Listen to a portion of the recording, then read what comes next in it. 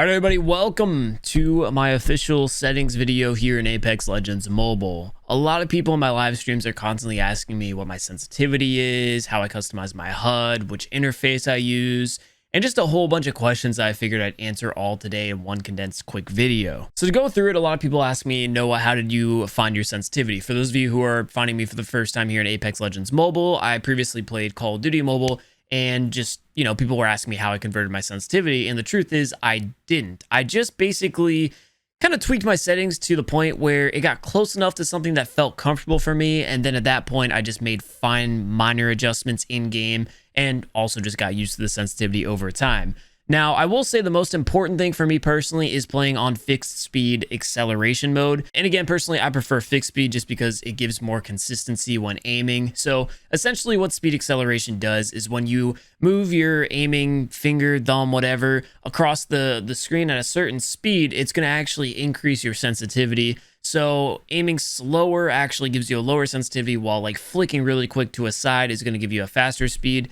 I personally prefer just everything to be consistent. That way I know exactly what like one distance of my finger moving is going to do for my character in game. So the way I kind of level myself out just by default in any shooter on mobile is one flick of my thumb left or right is going to be a 180 of my camera. I usually hover like around 1/4 of the way into my screen. So one full like thumb movement either way is going to do a 180 for me. And the reason I prefer that is just because it's a really comfortable speed for me to know if I'm getting shot in the back, boom, one swipe, I'm turned, I'm facing my opponents. And that's just kind of what I adapted to over time of playing on mobile. Going into the fine tuning of sensitivities, as I had mentioned, I just kind of played around with them as I went. But if people want to copy my exact numbers, these are what they are. FPP without ADS is going to be 150. Again, that's just the base, movement. That's the 180 that I was talking about. TPP without ADS, the numbers are kind of weird. I don't play TPP, so just don't even worry about those numbers. Iron sights, 1x optic sights. There's no exact system that I used for this number. It was more so just something that felt about right, about similar to my Call of Duty numbers. So 68 is what I ended on. 2x is going to be 58. Moving to the 3x, I got 46, 4x, 34. Moving into the sniper sights, these actually feel amazing for me with these numbers. We got 21% for the 6x, 19 for the 8, and 15 for the 10x. And you can tell, obviously, every time we went up in magnification, I just scaled down the sensitivity numbers a little bit just because we're aiming at a increased distance. For the free camera, we got 93%. I think it defaults at 200%. And I don't really use the free camera all too often. The only time I really ever do is when I'm skydiving and I'm just looking around to see if there's any other teams near me. And the default 200% felt ridiculously high. I couldn't even like see where I was turning or anything. So I just kind of bumped it down to 93 and left it there. Again, not a super important setting for me. Ordnance sensitivity, again, is 200% by default. That I actually didn't mind, but I will say the ability sensitivity for throwing, we're going to go ahead and just quickly bump down to, I'll say 100. And the reason we're going to be bumping that down is because I actually played Caustic the other day and I noticed that the sensitivity was super high. So putting it at 100 should just default it to your base free aim sense. And that's where we stand as far as sensitivity goes. Now going into controls, a big question people keep asking me is which interface I play on, or how did I get my weapon swap button to look the way it does?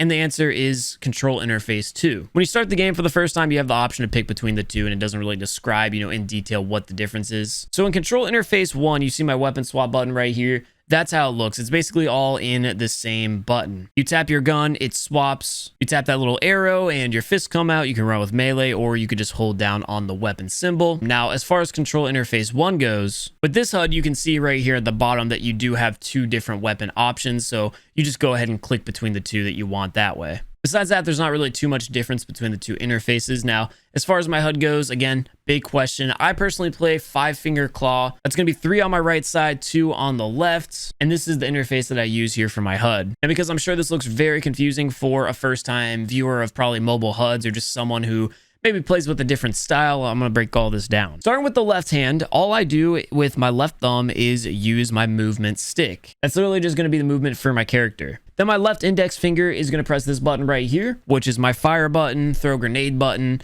anything really as far as like, attacking goes. Right below it, we do have my ultimate ability. So whenever I need to use my ultimate, if you guys take a look at my hand cam, this is kind of where my hand hovers by default. I just go ahead, bend my finger down a little bit, smack the ultimate button, and that's how I activate that. The rest of the stuff really isn't important on the left side. We've got like controls, microphone, and text chat, as well as emotes. So that's not really anything that you'll really be using in combat. I would say the only other important thing here is the cancel button, which would cancel my ultimate ability if I pulled it out. And we do have the mini map over here in the top left corner. This is just a personal preference of mine. It doesn't really matter where you put yours. I just am used to that from playing COD. Just because of how important a radar is in COD Mobile, I liked to have it in the center of my screen so my hands would never block it. So it just kind of became a natural habit of mine to have it there. Moving over to the right hand here, my thumb is mostly used for aiming, but whenever I need to, I'll go ahead, reach on over, smack the reload button. If I'm ever scoped in, this button right here is going to be a scope magnifying change button. I don't know if there's like a more proper term for that, but basically if you have a 4-8x scope,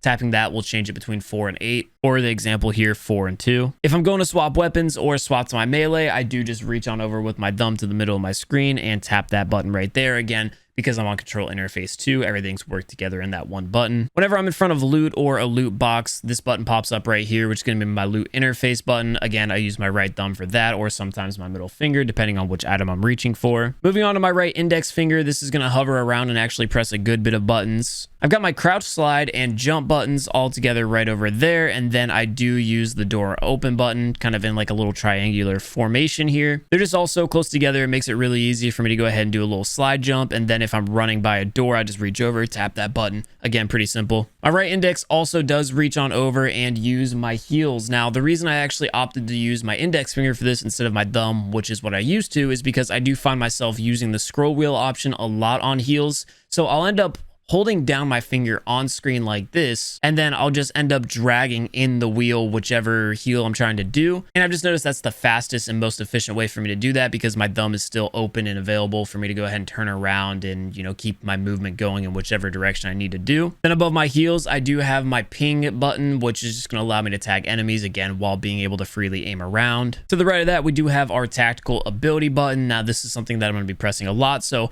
I went ahead and put it in the same spot of all the other buttons that I press a lot, which is going to be right there in that top right corner. For me, again, this is a pretty comfortable reach just because you can see the motion of my finger here. It just kind of all is within the same area. Above that is going to be the final button that I use my right index for, and this isn't something I use all too often, but it's in a really solid spot for me, and this is going to be my scope swap button. I've used it plenty of times in a very tight situation to swap my optics out quickly, where I was maybe running a 2x and wanted to swap to a 1x because I was up close and personal. It's just boom, boom, 2 clicks from me, and you know, I got a new scope on. Now, the final button on the right side of the screen, I actually use my right middle finger for, and this is just a habit coming from console because I used to play claw on console, and that's going to be my aim at down sights button. Now, this I actually play hold to aim for, and we'll go into that setting later on. But essentially, anytime I'm aiming down sights, I'm just holding my right middle finger on screen. So with my HUD, you could essentially play 4-finger claw if you play tap to ADS, but again, as someone who prefers to play hold, that's why I use 5 fingers. That's the sole purpose of my right middle finger, is just to hold down the ADS button whenever I'm using it. Also, it's worth mentioning my control mode is going to be left movement, right fire fixed. I haven't really tried out the other options all too much, but I will say I'm never a fan of fixed movement joysticks, so that's why I'm not going with left movement fixed, right fire fixed. Another huge question I get asked a lot on stream is my graphics settings and frame rate.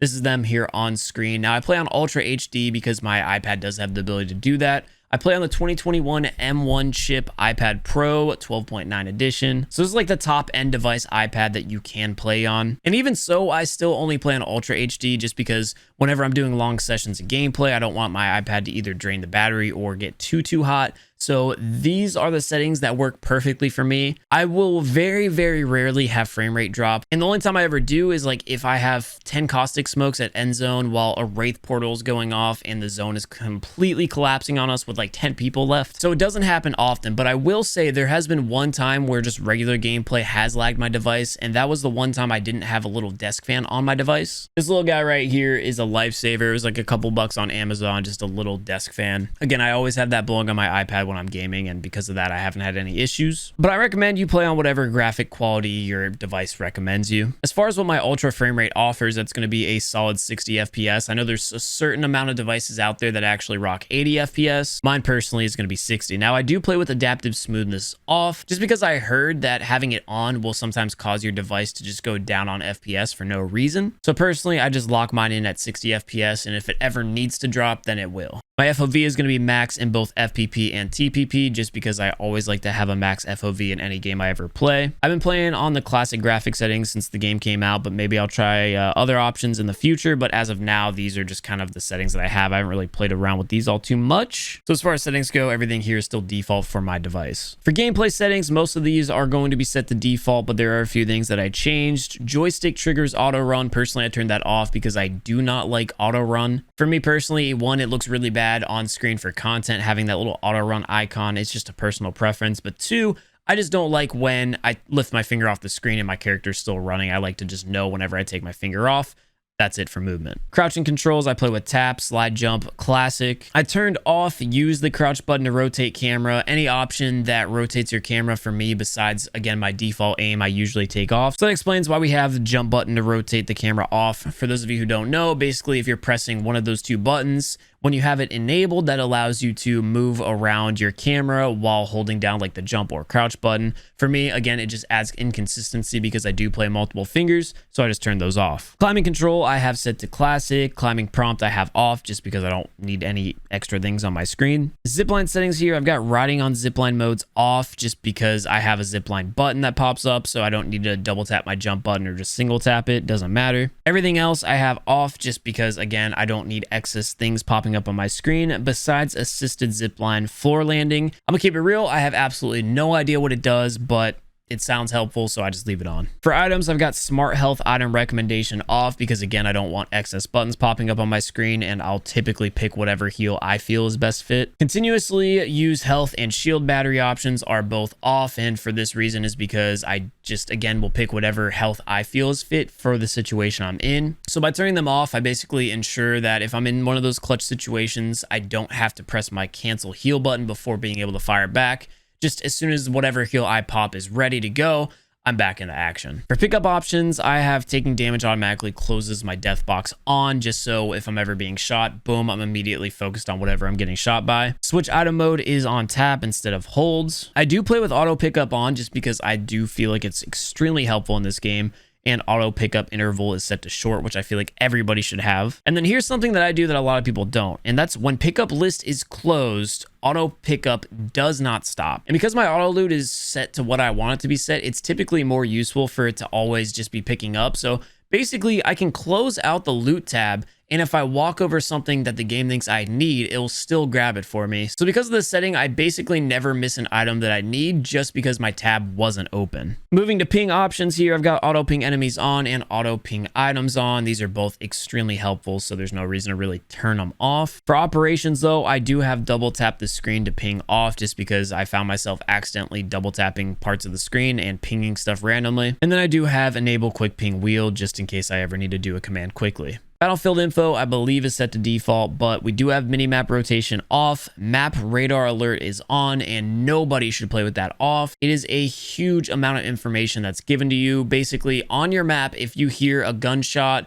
or there's footsteps, those are going to pop up on your map. Everything else is set on and to the default settings, so these are them on screen. And finally, we have the base settings, and we're going to be in the advanced setup mode. So I've got auto firing off. I feel like any player who's playing with more than just their thumbs should 100% have that off. I disabled my left fire button just because, again, let me go ahead and show you guys my custom HUD. I use this button. I think by default, that's supposed to be a hip fire only button, but it works for everything, so I just use it. There's no like special reason why I use it. I just disabled my other fire buttons and used that one instead. I've got one tap ADS and fire off because, again, I play with multiple fingers, so it's not something that would come in handy for me, but maybe thumb players, that would be useful. Full to action sniper mode, I've got tap to fire, again, just because multiple fingers. Same goes with semi-auto shotguns. And as I'd mentioned before, ADS mode I have set to hold just because that's a personal preference of mine. I would say it's probably more beneficial to play on that mode than it is on the tap, just for the fact that it's less things that you need to do at once. So to break it down, if you use tap, you're going to be touching the screen twice to do a scope in and scope out, as opposed to playing on hold. If you do have the extra finger, of course, to use, you just press the button once, hold down, and then whenever you're done with your gunfight, you release. So it just makes it a little bit more simple for me. And again, it was a personal preference of mine coming from console. This is a big one for me. And again, anything that rotates my camera that's not my just normal aim game I disable, it's going to be the ADS button rotates camera. So basically my finger whenever I'm pressing the ADS button is not going to affect my aim. It's just going to simply use the button. Moving on to the more options here, I do personally play with aim assist. I know there's a lot of people out there that find the aim assist kind of disturbing to their aim, and I do feel that, but I just personally believe that 8 out of 10 times you're going to have more benefit of using aim assist than a downside. So I'd rather bite the bullet and have those few little aim assist issues where it's like locking me onto a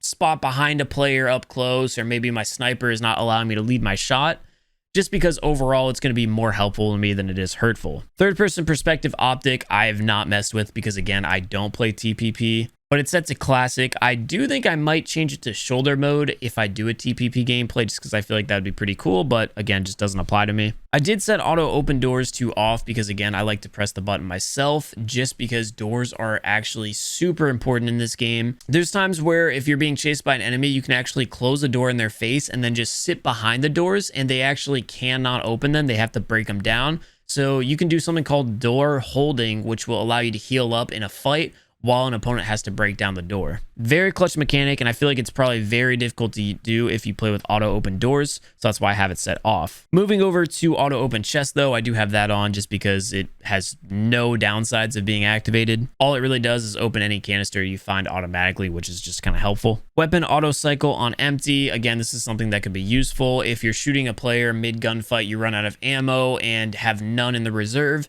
It'll just swap weapons for you automatically. Continuous throwing I have activated. This is going to allow me to spam arc stars really quickly, or grenades or thermites, any throwable. Tactical ability release method is set to classic, which means if I had an ability like, let's say my ultimate with fade, with quick, all I would do is tap it and it would auto throw it, as opposed to classic where I tap it and then I'm just kind of holding my ultimate and I have to press my throw button in order to throw it. So classic gives you a little bit more, I would say, control over your ability, whereas to quick just makes it one button press and it's fast. Same goes with the ultimate use method because that's how I just described it. And then we have allow squad mate control when offline. This one, I guess personal preference. When you disconnect from a game, this is going to allow you to have your legend controlled by other squad mates. So if your game crashed, I'd say for a couple of minutes, I actually have a good example afterwards, but this would allow one of your teammates to either have you follow them or send you into battle, options like that. This option actually saved one of my teammates when I was playing with them in ranked because they disconnected while they're outside of zone and they couldn't run into zone. Obviously, they weren't in the game, but because they had this control set to on, it popped up and gave me the ability to control my friend, and I hit the follow button and the AI popped a heal last second, saved him from getting down, and then booked it to the safe zone where I was. So that setting definitely has some good use cases. I'm sure there's some downsides if you have dumb teammates that maybe just send you into battle the second you disconnect, but overall, I'd personally prefer it to be on. And lastly, because everybody asks me on stream, these are my stats as of right now. I'm max level 57. Every week, Apex unlocks new levels for you to progress in, so this week's current cap is 57. I am currently in the Pred rank, sitting at 92 on the leaderboards. I haven't played in the last 2 days, so I'll probably drop down a little bit more than that. My personal best is currently sitting at 68. We'll see how low we can get that this season. And my personal stats, I've played 108 classic BR matches, 75 of those I've won with 24 KD. Ranked KD and matches played, we've got 257 with 129 wins. That puts us at just a 50% win rate, so half of our matches with an 8 kill death ratio. Max kills in a ranked match, and this was actually in Pred rank, is going to be 21. And the most damage I got was 5,200, again in Predator rank. The rest of my stats on screen there for all of you guys to see. Thank you all so much for being interested in just all of my settings. It's kind of a weird thing, but hopefully it helps you guys out in some way, shape, or form. For everybody asking me what my sensitivity is, you can now finally rest knowing it. I don't know why so many people ask for that, because again, sensitivity in my opinion is all personal preference and what works for you and your device. But hey, thank you all so much for all the support you've been showing since Apex came out. It's been so much fun to stream this game for like 12 to 20 hours a day. And I'm looking forward to the future of just being able to make content on this game, enjoy it, and play it. Thank you guys all so much for watching. I'll see you all later.